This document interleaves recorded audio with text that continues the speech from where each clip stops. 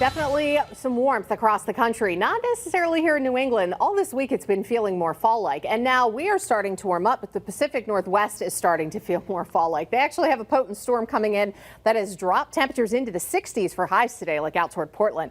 But once you head into, say, Salt Lake City, Vegas, and of course getting into the Central Plains, that's where you have all of the heat, the 90s, the triple digits across the south, and then that warmth going all the way into the southeastern U.S. Up the East Coast, though, we are starting to get a little bit warmer, back to normal temperatures today, and tomorrow a little bit above normal with highs approaching the middle 80s. Upper 80s for D.C. down to Atlanta, and then you've got the 90s going all the way from Texas into areas like Montana and North Dakota. They just can't catch a break. It has been like that pretty much all summer long.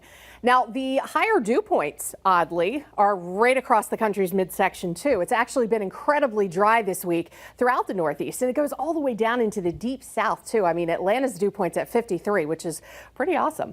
For us, dew points today have dropped even more thanks to surface high pressure out across the Ohio Valley. But over the weekend, that high pressure system is going to make its way toward the mid-Atlantic coast, and dew points are going to start coming up. For whatever reason, this has stopped populating, but dew points should get into like the upper 50s on Sunday, and then we're talking 60s pretty much the first half of next week. So it is going to start to feel muggy, not necessarily oppressive and, you know, that tropical kind of air that we had in July.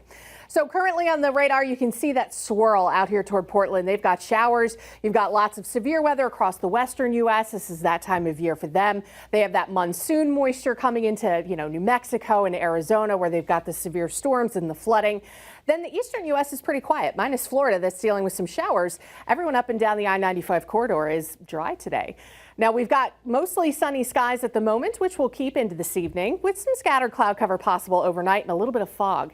Then tomorrow morning, we clear out fast, skies go sunny, and temperatures will get back toward the middle 80s. Breezes continue out of the west-northwest, so we still have that dry air in place. But going into Sunday, breezes do start shifting a little bit or becoming more variable as high pressure passes to our south.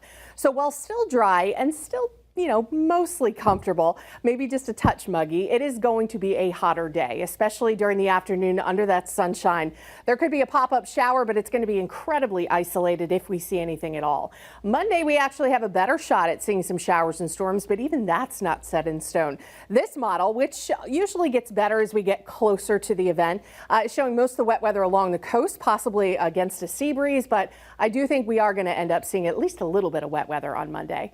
Temperatures at night start getting milder. I've just updated this, so it's a little different if you've been watching for a while.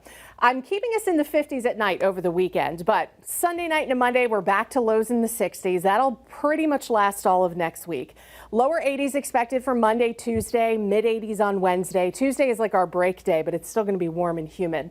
Next chance for showers comes midweek. A cold front should sweep through sometime Wednesday night to Thursday morning. Lower humidity comes in behind that front, which will keep for the end of the week. But then humidity, temperatures, and wet weather chances start going back up over the weekend. Back to you guys.